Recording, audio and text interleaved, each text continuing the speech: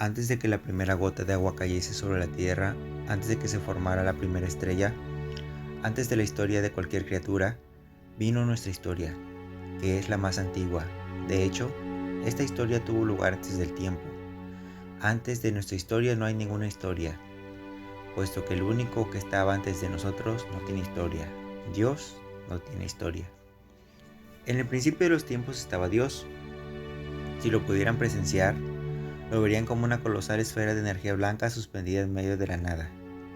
Deben entender que Dios no tiene una forma establecida. A nosotros, los ángeles, se nos mostraba así. ¿Quieres saber el tamaño de esa esfera? Era imposible de saberse, incluso para nosotros. Era mucho más grande que un supercúmulo de galaxias. Nosotros, los ángeles, arcángeles, querubines, serafines, etc., disfrutábamos de su calidez, lo rodeábamos, viajábamos en su superficie y éramos muy felices.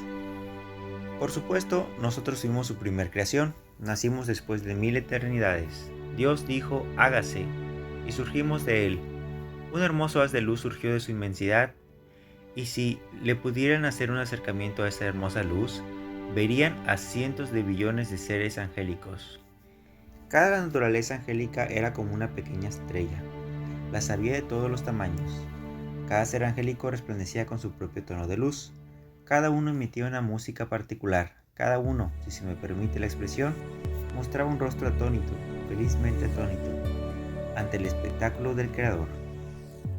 Después de nacer, los ángeles de mayor tamaño atraían a los más pequeños, así como los planetas forman sus satélites naturales.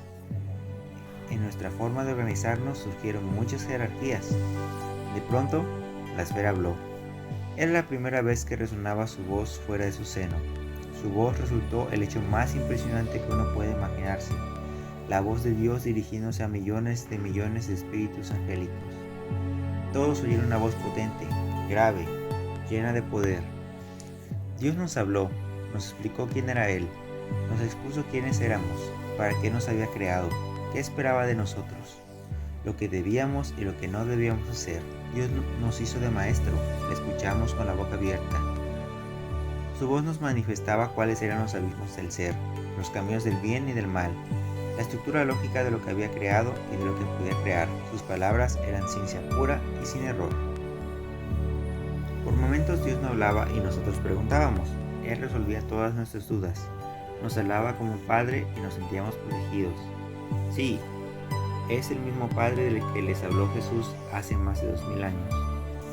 Tengan cuidado con los falsos dioses. Dios nos ama a todos, jamás le haría daño a ninguna de sus creaciones. Los demás son seres que se creen dioses y se presentaron a ustedes como tales.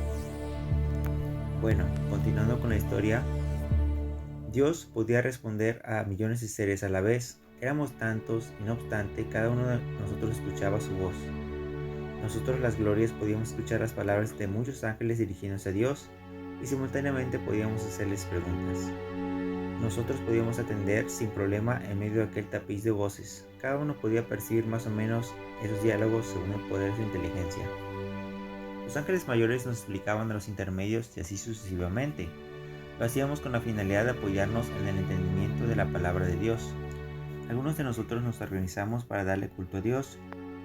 Espero que te haya gustado esta breve introducción de la adaptación del libro El Mundo Angélico.